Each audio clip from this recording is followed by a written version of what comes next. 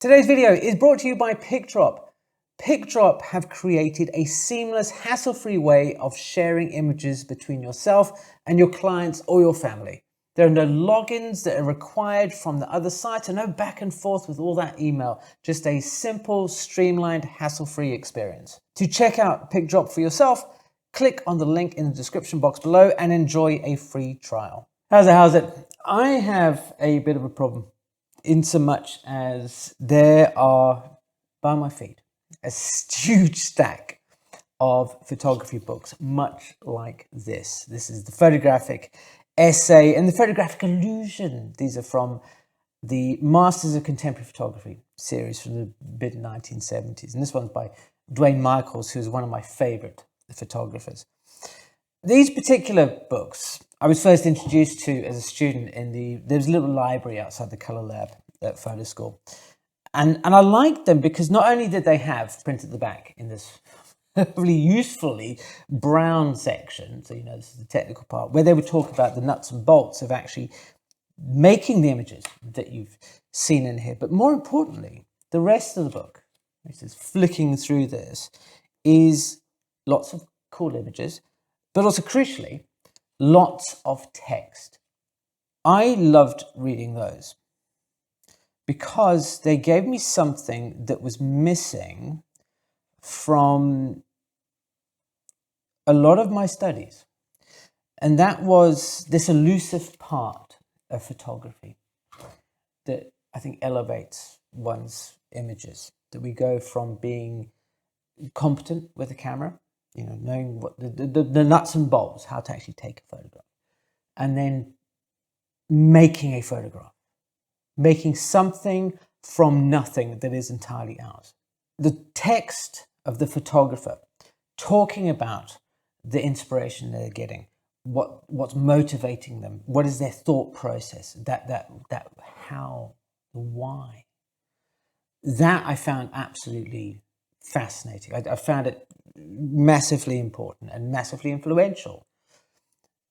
And at the end of February, and then again in May, I'm running 2 cohorts where I spent 4 weeks helping a small group of photographers really get to grips with that process. You're going into the next level, thinking about what I call, the combined power words in photography that really, once you get a handle on them, and I think when you look through all these magazines and these books and stuff, that you realize there's common themes coming through, takes your photography to the next level.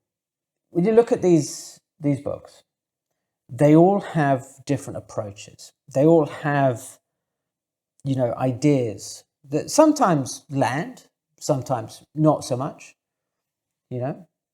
There are books here that I revisit again and again and again, and there's others that I've sort of looked at once and never really come back to, because I sort of went, okay, well that's it's not really anything new that's presented to me in a way that kind of go, okay, it resonated with me. And that's kind of fine. That's what we do as photographers. So if you want to explore this world of these books, right, and you have, say, 30 years, to spend looking at all these things, where do you get started? Okay, so we'll start with, these books. So this is the Master of Contemporary Photography, and at the back or somewhere, there was a listing of all the volumes in this section. Of course, you can go online these days and check it out. And I think most of these probably came from eBay. They're not particularly expensive. He says that, and I have to caveat a lot of these things. In the past, when I used to recommend books a lot, I would get some pushback from people saying, those books are terribly expensive. And you said they were cheap. Now, what happens is, and Ted Forbes, this used to happen with Ted Forbes as well. I'll call it the Ted Forbes effect, right? He would sit there and go, look, Alexei Titarenko, The City of Shadows, or The City is a Shadow. And you'd go, this is a really good book. And then you'd go online, you'd have a look, look, they're all sold out. And the next thing you know, they're not £25 anymore, they're 500. So what happens is that, I will go online, I'll say, look, this is now $12. Somebody will watch the video, go and buy that book that was $12, and that's the only copy that there is. So the rest kind of go up. So I'm sorry. So that's why I kind of actually stopped recommending books. But those are, the photo essay. There's a whole bunch of these. These are fantastic, and they form a lot of my way of thinking about photography. So when I'm sitting there in a workshop or in one of these cohorts, we're talking about photography, we're going back and forth, then I'm able to draw on these experiences, these ideas, and say, look, this is not just me saying something, do it this way.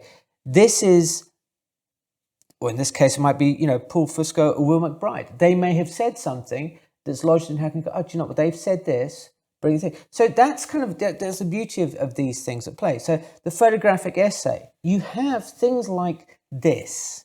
All right, this is Photography, a critical introduction, 3rd edition by Liz Wells. Now, these kind of books are a little bit more academic, as it were. And you can go through it and go, oh, all right, so I've got a chapter here, the subject as object, photography and the human body, objects of desire, this obviously talks about some words that I'm not going to throw in here because it will get YouTube in a hissy fit. Technological bodies, the camera as a mechanical eye, interventions in scientific images. So these can be a little bit more, if you're of let's say, a studious nature, that you like to sit down and read through. And I've got a bit, this is obviously me sitting and making some notes that I have. There's Dorothea Lange's Migrant Mother with the context sheets, how she's getting closer, and the photographer's account. So if you like these kind of things, these sort of books, and what you do is you then go into to Amazon or A-Books, something like that. Amazon probably works better for this because you type that in and it goes other books as suggestions. A lot of the books that I have bought have come from suggestions. Now, I think this one probably cost me a reasonable amount because it is an academic textbook. But there are lots of books that can be just as equally useful. Certainly, I think for people who are getting started in photography, that needn't cost a fortune. So I have in my hand here a book called Photographic Seeing by Andreas Feininger. And this is the new guide to better photography by the author of the Color Photo Book and the Complete Photographer. So if you have either of those copies, then this is the new edition you need.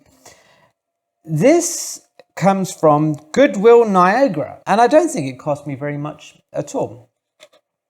And it's one of those books that was suggested along the bottom of Amazon.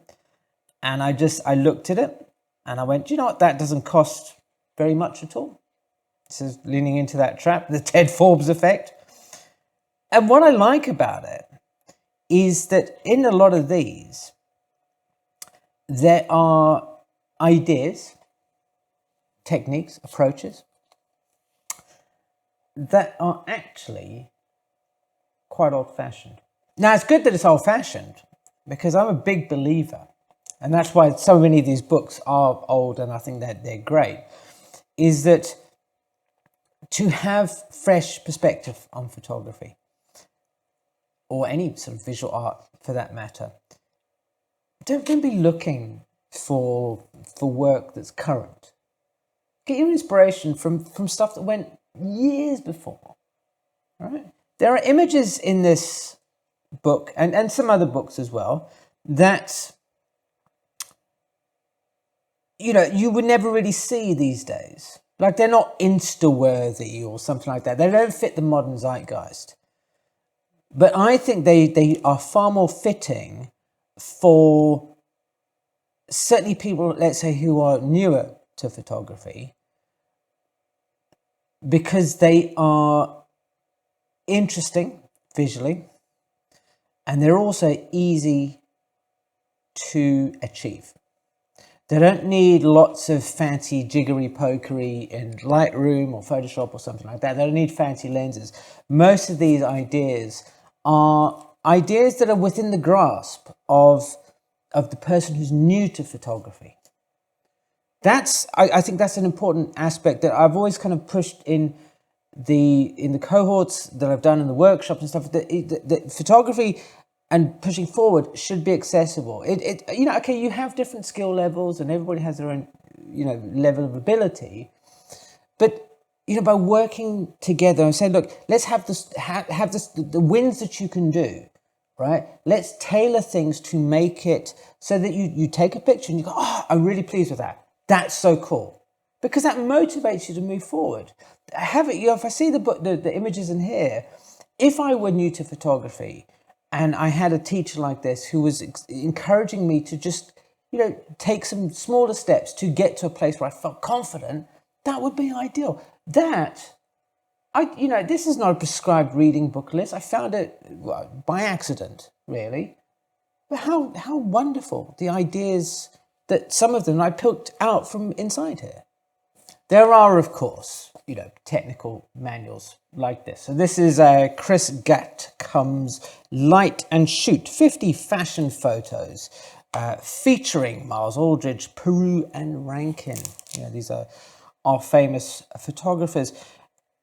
Now, I kind of look at this and go, all right, I remember why I bought this. It's because I was at the studio. I was working with my lights, and if you've watched some of our previous videos, you will have heard me talking about, sort of getting over confused with lights and having to break it down and coming back, and it's all about with natural light. And this was an example of a time when I was going, I need a bit of direction here with some studio lighting. And I found that quite helpful because it had lighting diagrams, they had a discussion about how to do it, about looking at it, and there's a couple of other books that I have in a similar vein. Now, those are great as a starting point if you're really sort of stuck, especially with something like studio lighting, because it's very tricky to get that right by trial and error yourself if you have no guide or direction about which way to take it. I don't often really talk about specific gear or anything like that when we're doing cohorts and one-to-ones and workshops and what have you. But the idea is always there. And the more that you spend time thinking about things, about, reading books like this and the Feininger and, the Masters of Contemporary Photography and the slew of other books that you have available to you, then you do build up this library that you can share. In my own case, that I'm able to then share with people and offer up as guidance. And if you are interested in joining one of these cohorts, the sign up is in the description box below. There's one, as I said, beginning the end of February. There's just a couple of spots left on that one, and there's one coming up in May, which has got a bit more sort of spots. I would love to see you there, but if not, that's cool, because we're here just to enjoy photography, to look at it. If you want some suggestions about more books similar to this or anything else that I find useful, or if you've got some suggestions of books of your own, let them, leave them in the comments. It'd be fantastic to hear what you guys. But thank you once again ever so much for watching. If you'd like to find out more about one of my favorite photographers, then check out this video over here. Thanks again for watching, and I will see you again soon.